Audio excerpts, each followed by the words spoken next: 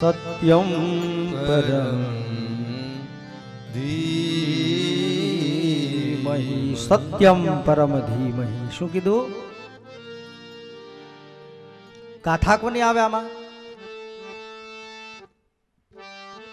તો કે ઠાકોરજીની. પણ છતાં વેદ વ્યાસજીએ શું લખ્યું? સત્યમ પરમ ધીમહિ. રામની પણ કથા આવે,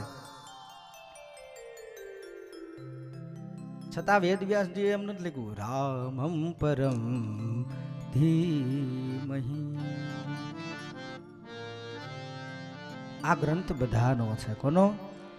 જે સત્યનું આચરણ કરે, જે સત્યના માર્ગે ચાલે એના માટેનો આ ગ્રંથ છે. એટલે વેદ વ્યાસજીએ લખ્યું સત્યમ પરમ ધીમહિ. જે સત્યના માર્ગે ચાલે એના માટેનો આ ગ્રંથ છે.